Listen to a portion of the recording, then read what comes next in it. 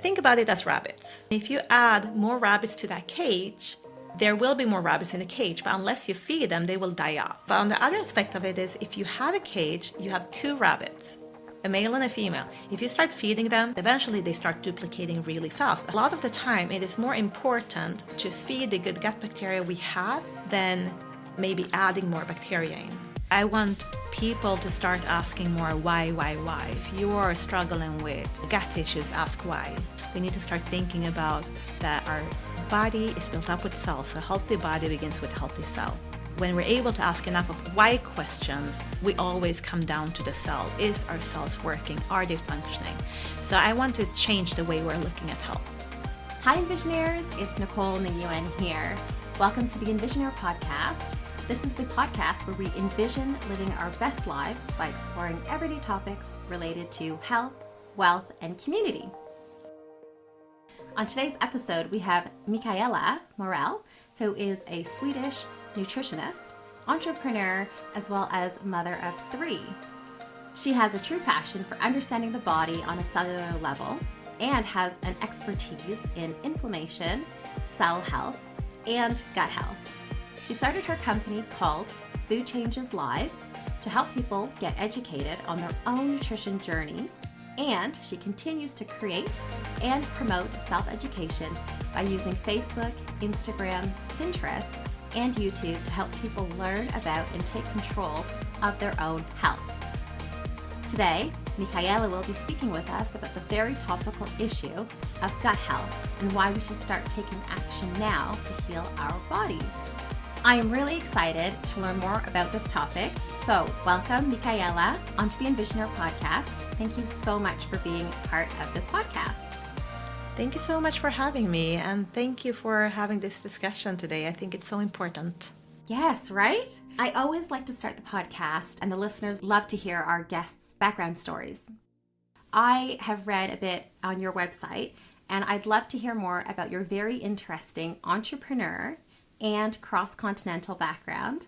So please tell us a little bit about your childhood and your journey from Sweden to the US and into the health industry. So growing up, I was an entrepreneur from start. I was 6 years old when I understood that if I have to pay money for purchasing a rabbit, I can also earn money from from selling rabbits. So I actually started at 6 years old breeding rabbits. And I come from a family that did not have any money. So I was always finding ways to create money for myself. And that my rabbit business grew to guinea pigs and hamsters and birds and fishes. So I had a big passion for animals. And eventually I grew to horses. I saw that. That's quite impressive. Yeah, so I started with my first own horse when I was 12 that I've saved up to buy. It was a wild, non-trained horse because I was able to get it very cheap. But I trained her up and I started building this horse business. So by the time I was 19, I had a follow-up riding school, adventure rides. I went a year to business school to understand business and marketing and all of that. Wow. I was loving my life as it was living in Sweden. But what happened was that I met my husband when I was 22, decided to sell all of my horses to be able to go and start another chapter of my life, which would be creating a family. I've always had a big dream of being a young mom. I was just struggling with finding Mr. Right. So when I found him, I decided I wanted to follow him. So sold my horses. Aww. Is he American? He is half American, half Norwegian. So I met him actually in Sweden because he came over with some friends to go out dancing. And yeah. But wait, is he was he born in America or was he born in Norway? So he was born in America. He had an American dad. But they moved when he was a year old. They moved to Austria and Switzerland and was living down there. So he's also German speaking. And then they moved back to Norway a little bit later. And that's where I met him when he was in Norway. Oh, how lovely. Yeah. And how did you get into the actual health industry? Because you're obviously living on this you have this beautiful farm in Sweden, and yeah, what was the move from entrepreneur to the health space? Yes. So after I met my husband, I moved to Norway. We actually ended up moving a little bit back and forth because of his job, but I decided to start having kids. So I had my first son when I was 25 years old, and after that, my health started declining. Oh. I was diagnosed with shingles, but they misdiagnosed me, so I wasn't able to get medication in time, and I was in so much pain. I wasn't able to Wow. functioning. I was like sitting naked on a couch. I couldn't have any blankets or any clothing on because I was in so much pain. My Oh. husband had to take off work to be able to take care of our son because I couldn't hold him, I couldn't carry him. Wow. It was that was the time when I started researching about our immune system. Because I was like, Mm. why is my immune system like a 65-year-old, but I am 25, I'm eating healthy, I am living a healthy lifestyle.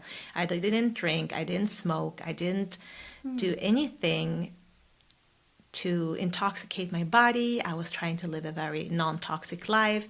My kid didn't even get toys that was in plastic because I've been reading up so much on all the harmful substances that are used. So I felt like I should have the best opportunity to have a very healthy body, and still I was so sick.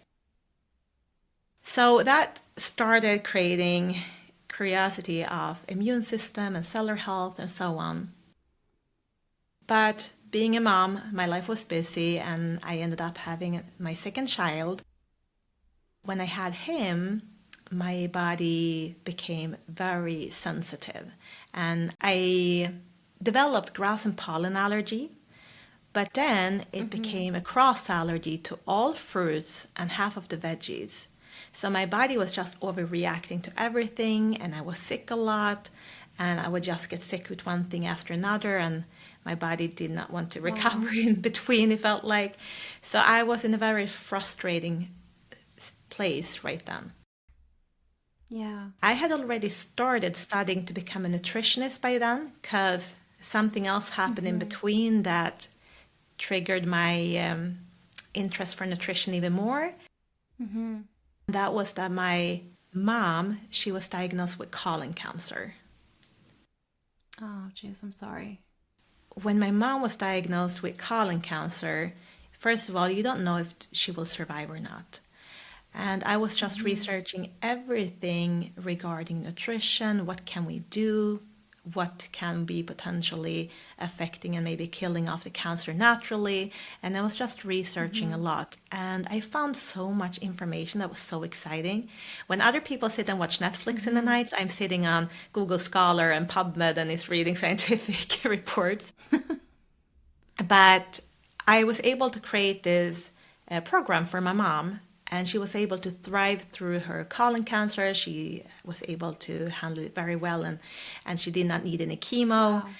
It was just the opening phase of me understanding how interesting this is and how good I am at connecting the dots. And that's when I was Yeah. like, okay, I need to go back to university to go back and study nutrition because I've been struggling trying to find what do I want to do when I grow old, when I'm an adult. Yeah. Yeah. So I found nutrition because of that. Wow. But I was very frustrated because I was able to help my mom so good. And then I helped my dad with his high blood pressure. And I started helping friends and family with their nutritional intake and improving their health. Mm-hmm. But everything I knew, my body did not react to it. It did not respond to it. So I just kept on getting sicker and sicker for every pregnancy, for every year that went by, I kept on getting sicker. Mm-hmm. So I was done I became a nutritionist. And after that, I have my third baby. After I had my third child, I was laying on the couch and Mm-hmm. suddenly I just hear a snap sound in my back of my skull, like neck, and then I felt a burning Oh my sensation God. from my head going down my spine. What And was it? no one knows. but I could not move. I felt like I was paralyzed. And even if my Oh my phone gosh. was just like a hand away from my hand, I wasn't able to reach it because I was completely locked into the position. I felt like I was paralyzed. I was in excruciating pain. Oh my gosh. It was so frustrating. And no one knew. And my husband got back home 3 hours later. So I was like, please change the diaper of the baby, come back and help me. After Wow. he came back to help me, he helped me stand up, and I was like, okay, I can stand on my feet. I can move my head when I was standing completely straight up. Mm-hmm. So I told him to just help me to bed. I got stuck in bed for 3 days. I couldn't move. I eventually went into the doctors, and the doctors could not find a reason for my pain. They did MRIs, they did all kind of testing. They did even do check for cancer in my Wow. brain and so on. And they couldn't find a reason for my pain. Gosh, that's scary. So that thing, I kept on struggling with my chronic neck pain for over 2 years. And I Mm-hmm.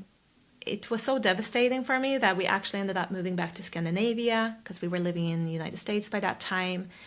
And all foods we were eating was healthy. Yeah.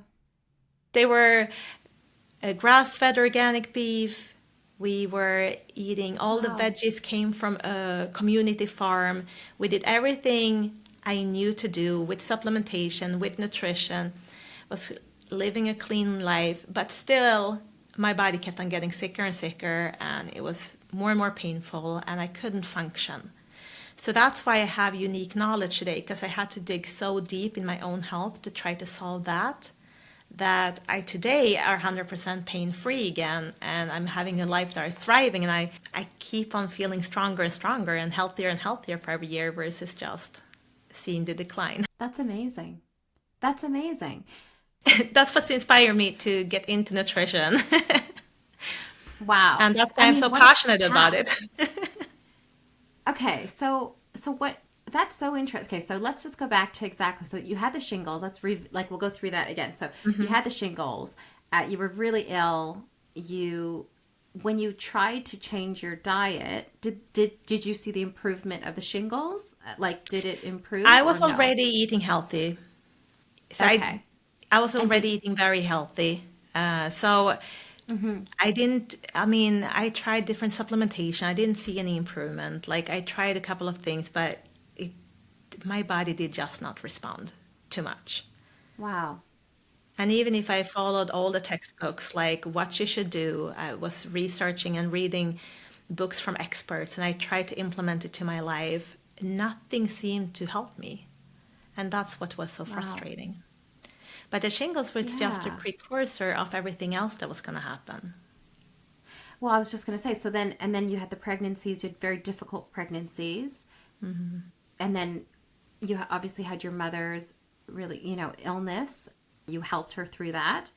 You created a sort of diet plan, nutrition plan on your own with your own knowledge and, researching and you were able to help her.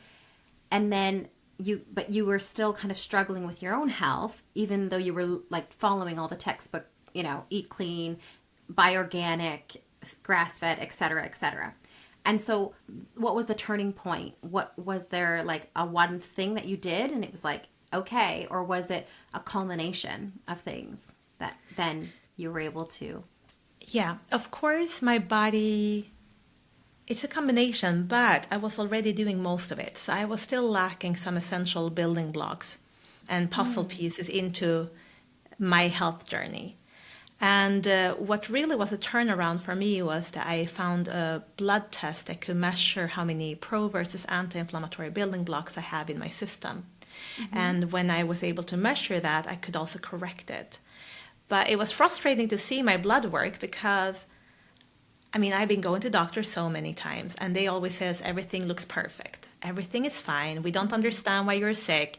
Your pain is probably up in your head. You probably need a psychologist. So that's what the doctors eventually ended up Wow. saying because they did not know what else they could do for me except giving me pain Wow. medication. And I did not want pain medication because I was breastfeeding my little daughter, so I just tried to suffer through the pain instead because I did not want to take drugs.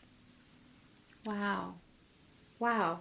Okay, so that blood test, it measures inflammation in the body. Is that right? So it measures how many And pro versus anti-inflammatory building blocks. So there are different ways of measuring inflammation in your body. The way doctors do it is measuring how much inflammation is going on in your blood. So how many precursors you have and so on. But this one is going more into how many pro versus anti-inflammatory building blocks are your cell membrane built up with. Because if we're having too many pro-inflammatory building blocks, we have a chronic, low-graded chronic inflammation going on in our system. And since it's on a cellular level, every single cell building up our body, so even the cells in our gut, is built up with these cells. So if we're having low-graded chronic inflammation, that will also affect our gut health and our brain health and our eyes and our skin and everything that we have on our body. Fantastic. I mean, it's good to know that that's a measure that we can use in order to assess our own overall well-being. And so I think this is a great segue into the topic of today, which is gut health. I hear so much about gut health. It's everywhere. It's social media. It's in the news. Everyone's talking about gut health. And it feels like there's so many misconceptions and myths. So my question would be, can you, with obviously you're a nutritionist, you're very well versed and you're an expert in this area, can you describe in very simple terms what gut health is? So gut health, what is it when we are having a healthy gut? When we have a healthy gut, it's working. That's what a healthy gut is. And for it to be able to work, there need to be some components there. We need to have a good balance of good gut bacteria. And we need to try to limit the bad gut bacteria as much as possible. But we have about 300 to 1,000 different species of gut bacteria in our system. And how many good versus bad, it all depends on our diet that we're eating. So if we are eating a lot of carbohydrates, if we're drinking a lot of alcohol, if we're drinking a lot of processed foods, if we're eating things with additives and so on, all of that contributes to feeding the bad gut bacteria. But when we're able to change our diet to more whole foods, to more healthy meats and healthy fish and healthy fruit and veggies, then our microbiome will change. A lot of people are thinking that just by taking a pill, probiotics, that your microbiome will change. There are some studies talking about that it can help, but there is also many studies showing that it does not help. Because a lot of the times when we're taking just the bacteria, the probiotics, is that when we're swallowing it, those are foragers. And a lot of the times our own gut bacteria can kill the foragers because they don't like them, they don't recognize them. Another thing that can happen is that bacteria lives a very short lifespan. They only are alive for about 2 hours on average. So when you are having them in a pill form, you either have to put them into a trance so that they are not alive, and usually those are bacteria that need to be refrigerated, so they are coming down to a temperature which make them not be alive and not die, and then we're swallowing them. But there is some problems with that too, because a lot of the times they may not be woken up before they pass out again. So a lot of the supplementation with probiotics, they are not giving us the effect we want. So I always recommend people to eat more fermented foods, eat more foods that have a natural good bacteria flora. So eating more kefir, kimchi, kombucha, and things in our diet that have a good, have lots of bacteria for us that are natural. And should we be eating a lot of it, almost an excess of it to have an impact? And how long do we have to eat these items and take supplements in order to actually see a difference in the biome and the balance? That's a good question, and that is also very individual.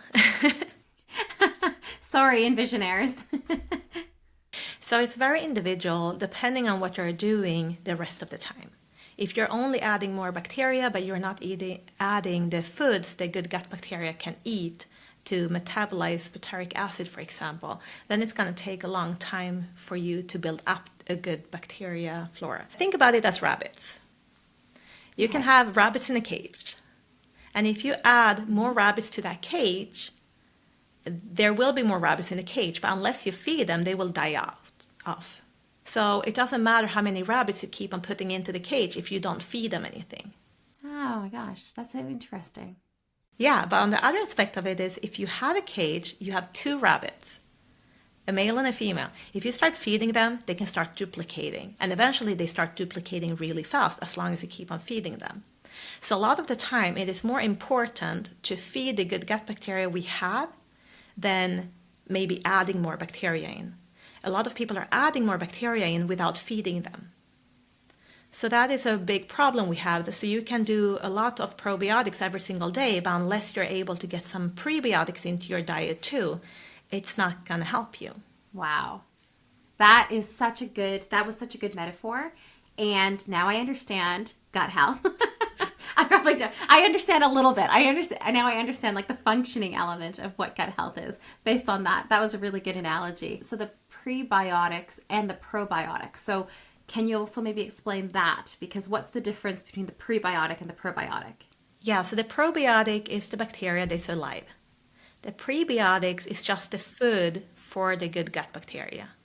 And there are different types of prebiotics. You find prebiotics in green bananas, you find it in inulin, you find it in chicory root, you find it in flax seeds, you find it in many different areas. But the problem is when we are having a balanced diet and we're getting too little prebiotics fibers and you're feeding the bad gut bacteria a little bit more, maybe you're having bread in the mornings, you're feeding them processed carbs and wheat and gluten. And then you might have had a salad for lunch, but then for dinner you're having a hamburger meal. I don't know. But the thing is that happens is that every meal we're eating, we just tend to feed the bad gut bacteria a little bit more than the good, because it's so hard to get enough of the good things into our system when we are also adding bad things. So a lot of the problems is even if you are trying your best to eat as many fruit and veggies as possible, as long as we have been over time been feeding the bad gut bacteria, they are so predominant in our gut that they keep on kicking out the good gut bacteria because there is no space for them, because they are there, and as long as they get fed, they keep on conquering the space we have in our gut. Wow. So that is a problem. So sometimes we need to come in with targeted solutions to boost up our prebiotic fiber intake. So I encourage everyone to eat as much as possible, but sometimes supplementation can be beneficial to just be able to get over the hump and push out the bad gut bacteria and create a better environment for our good ones.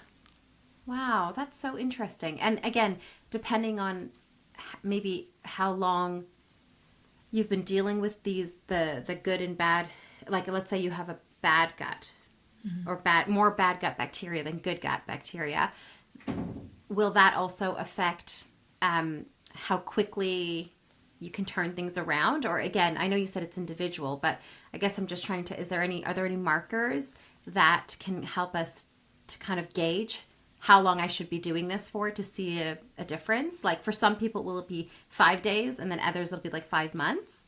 Or what do you think? Usually it's somewhere between 3 weeks to start feeling a change, up to 6 months. Some people, it depends on what you are. I have had people that needed 11 months before they started like seeing their IBS change and their eczema go down and so on.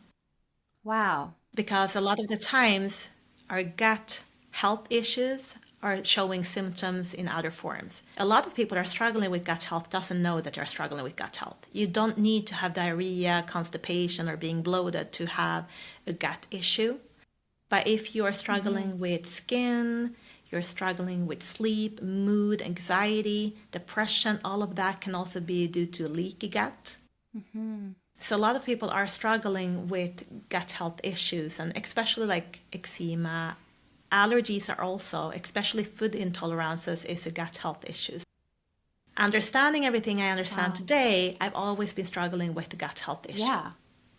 And the main reason for me struggling with that is that my parents kept on feeding me bread every single day. They did not know that I had a gluten sensitivity. I did not know it myself because that was my everyday. So I did not know a difference. Yes. Right. Right.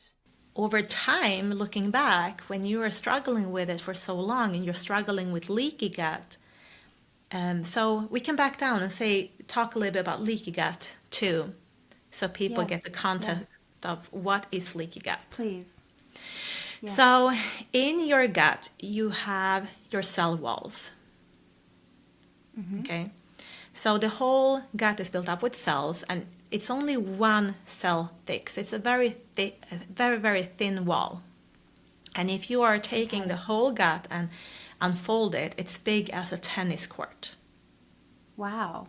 So it's a very big area, but it gets crumbled down into the gut we have. Our gut is very sensitive because it's only one cell thick, and the epicelles needs to be able to be like glued together. Okay. What is happening when we're struggling with leaky gut is that those cells, they open up. So too big particles of foods, bacteria, it can be good bacteria, it can be bad bacteria, it can be healthy foods, it can be unhealthy foods, but too big particles and things that are not supposed to end up in our bloodstream is going out directly in our bloodstream. Wow. And that is what's causing our immune system to work on an overload. And people are struggling with, like I said, food sensitivities or immune issue, autoimmune diseases and so on.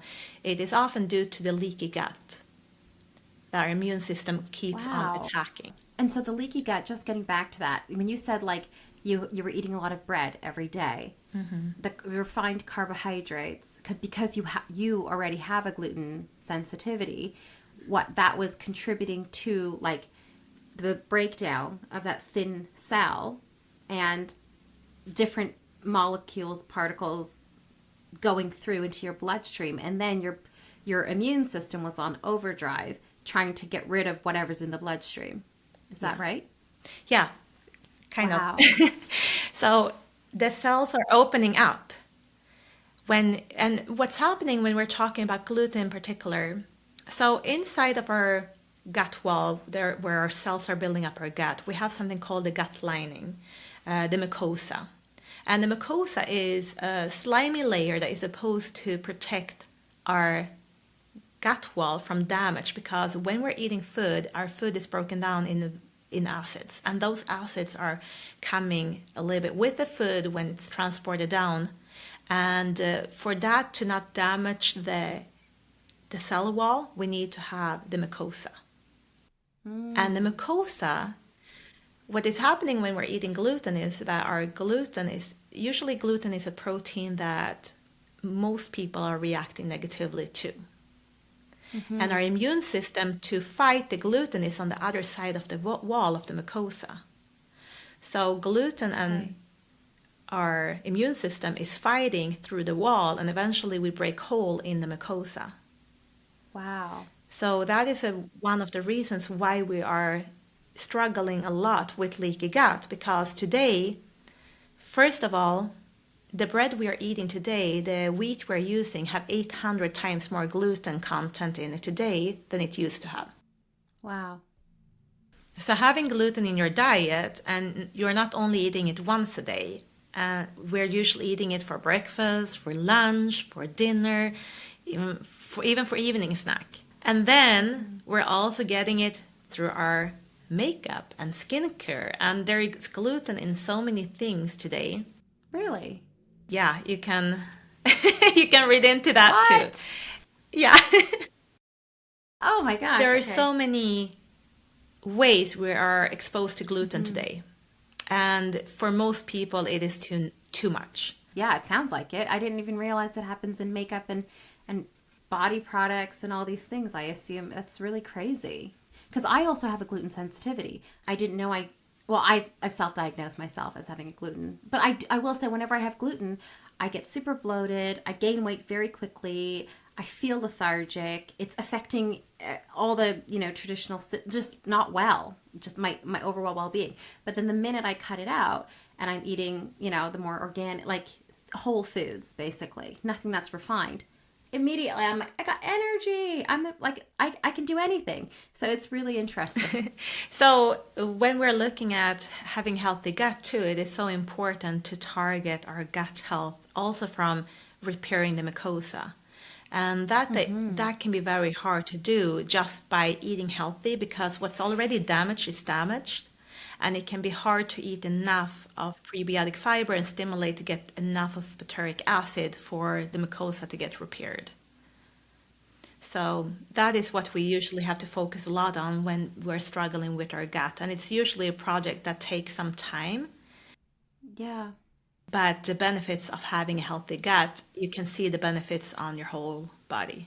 And would you say the mucosa is that essentially the thing that we should be focusing on? And that is where cellular health can really come in to play? Because I know you're really big on cellular health as well. Is there a tie between that as well?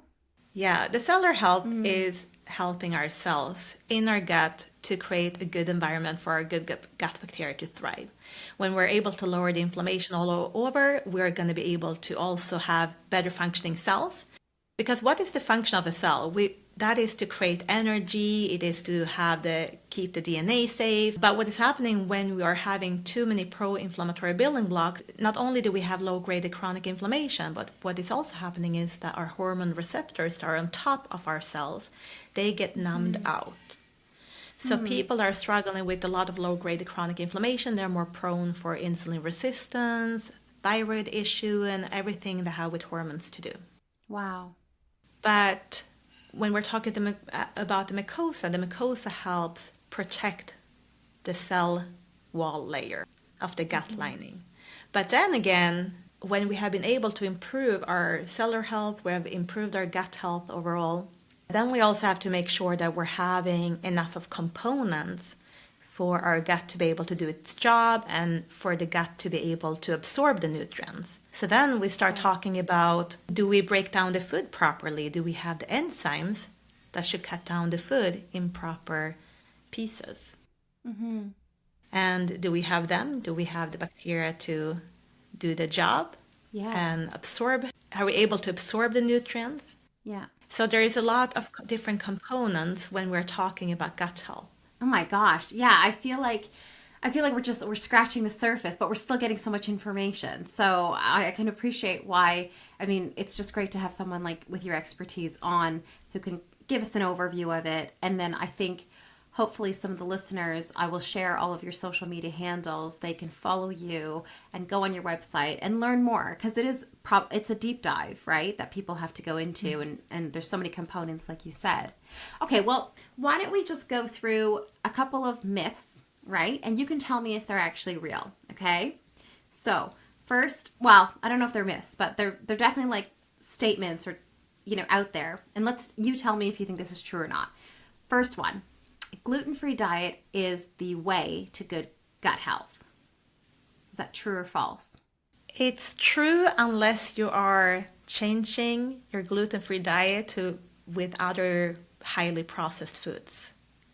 Okay. So if you're able to do a gluten-free diet and just reduce the gluten with whole foods, but if you're just going to go to the gluten-free aisle in the store and just eat 80% of gluten-free products that are still processed, then I don't know which one is better or not. Okay, fair enough. That's good. That's a good answer. Okay, second one. All bacteria in the gut is harmful. I'm going to answer that because I think based on our conversation, I can probably say that's false, right? Because there's good bacteria and bad bacteria, right? Exactly. Michaela, I'm learning. This is good. Okay, third one. Cleanses and juices are needed to have good gut health. It depends on what your diet is overall. A lot of people are talking about detoxing. A lot of people are talking about flushing out. And yes, it is good to flush out what we have in our gut, but it's also important to do parasite cleansing every now and then. That is another whole topic. But yes, but that is also so Because a lot of people are having different organisms living inside of you, taking a lot of the nutrients that we're supposed to absorb and use for ourselves, and they're just sitting in there eating up a lot of the foods we are eating. So are they needed for good gut health?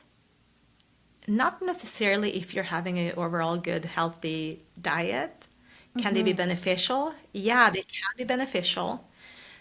But it depends also what kind of juicing you're doing. Is it mainly sugar? Because what's happening when you're juicing things, when you're putting the fruits and berries into a blender, you are destroying the fibers that comes with it. And it spikes your blood sugar a lot. And depending if you have a functioning liver, because the liver is the one that needs to break down all the fruit sugar. If you have a functioning liver, it can be beneficial, but it can also spike and give you so much sugar that feeds the bad gut bacteria in a way. So it's also a question that is problematic, because it's not just like you can do juice cleanse and be all healthy again if you go back to bad habits. What I want to focus on is simply create good habits around food nutrition that makes sure that we have all the essentials. Because if we have all the essential vitamins, minerals, proteins, and fatty acids, our body is really good at detoxing itself.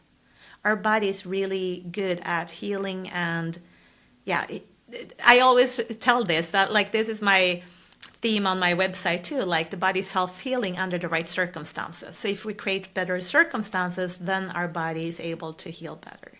100%. I agree. Yeah, I agree. Okay, so your top 5 Sorry, tips it's not that easy. No, it's not an easy question. No, but it's actually really good, and I liked how you answered those. I think that's right. There is no right or, I mean, there's no very clear answer that's applicable to everyone, and I think that your answers and what you've shared today has shown that to everyone. Like you've shared that really eloquently, so thank you for that. Okay, so before we get to the Envisioner Questioner section, if listeners are saying, yes, okay, Michaela, I want to know, how do I start this? Like, I want to start today. What are your top 5 tips for achieving good gut health, like now, to anyone listening? So we need more essential fatty acids. We need more omega-3 into our system, because that is a part of building up every cell membrane. So that is one thing. Just observe, like just know that most omega-3 supplements don't work. So you have to go out and do a bunch of research. You need to find an omega-3 supplementation that have high polyphenol content. A lot of omega-3s use vitamin E, then they're not bioavailable. That is another episode on why, but just trust me. Yes. And then we need to make sure that we are eating more probiotic foods. We need to eat more prebiotic, either through our food or maybe through a supplementation. We need vitamin D, because vitamin D is very important for our gut health. But vitamin D cannot be activated in our gut unless we have magnesium. Wow. So for us to have a healthy level of vitamin D, we also need magnesium. Okay. That's great. I didn't know that. I didn't know they work in combination like that. Yeah. And would you recommend supplements for like magnesium and vitamin D, or are we going outside and eating chocolate? I would love to say that we could just eat chocolate all day long. But it is kind of hard to get enough of magnesium, even with the amount of chocolate we're eating. Most people are magnesium deficient. And it can be hard to just eat it through our diet. And the biggest reason, if we would be eating a perfect diet, we wouldn't need as many nutrients. But because we're eating diets that are rich in carbohydrates and things, they are making us malnourished of zinc and magnesium because it takes so much of them. Wow. So that is why we need higher levels of zinc and magnesium today to be able to compensate for the diet. So in a perfect world, I would say you don't need supplementation, just go back to eating organ meats. But a lot of people are not willing to go back and eat organ meats. So then we might need supplementation. Oh, so there's a lot of magnesium in organ meats.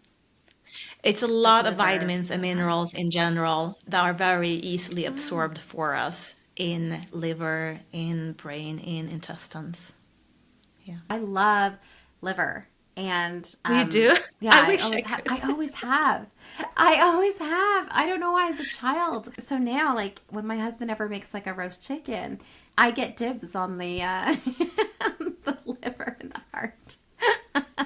Anyway, that's kind Wow. of gross, but not. It's not gross. It's not gross. But No, it's we need to take away that thing because everyone is thinking that way, and yeah, that's what's prohibiting people to eat it. But it's very good for us. yeah, and it's not wasteful of the chicken. So there you go.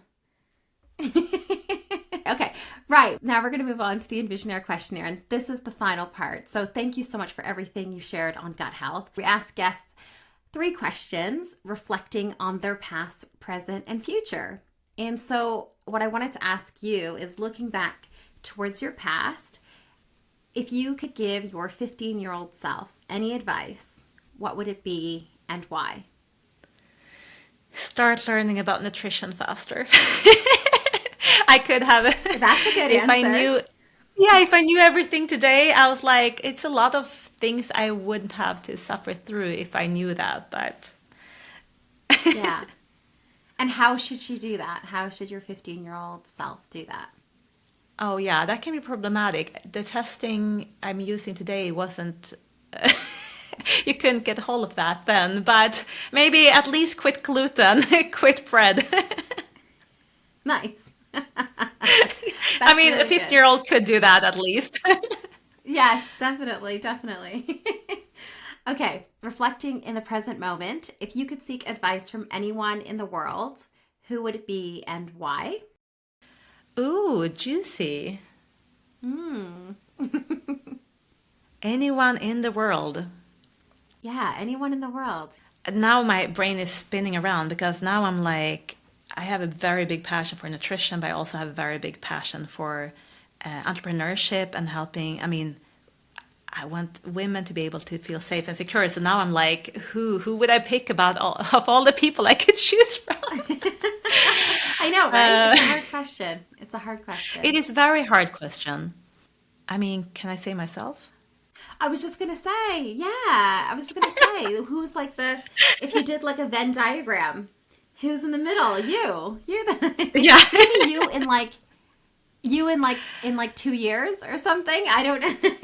Oh yeah, me myself in 20 years, I will have so much knowledge then that it will be crazy. Love it. That's awesome. That's good. Okay, cool. Well, we'll take that as the answer then. Future looking. What's one goal that you want to achieve in the next 5 years? I want to change the way we're looking at health. Today we are looking at health as like, here is an issue, here is a solution. But I want people to start asking more why. So if you're struggling with gut issues, ask why. And then, okay, I've been eating too much fried food. Why? And then like really boil it down to what and how is that affecting your gut and why is that something you need to target and so on. But I just want to change the conversation because the conversation has been so many years around weight.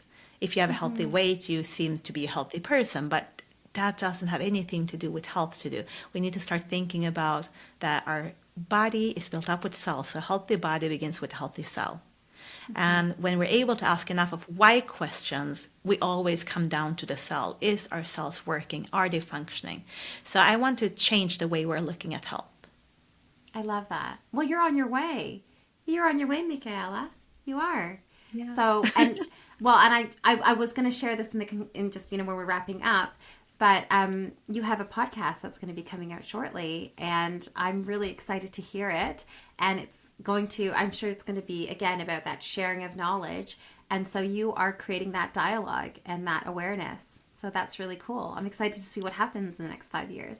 Yes, it's going to be an amazing tool to reach out to more people and especially reach out to those people that are struggling so much with their health and their doctor says everything is fine and they still feel like crap and there is no one out there rooting for them, seeing them, understanding them. So I want to be able to reach in particular those people because I was one of those people. Yeah, that's amazing. That's a great goal. Well, thank you so much, Michaela, for being part of the Envisionaire podcast. I really, really appreciate you talking to us about gut health.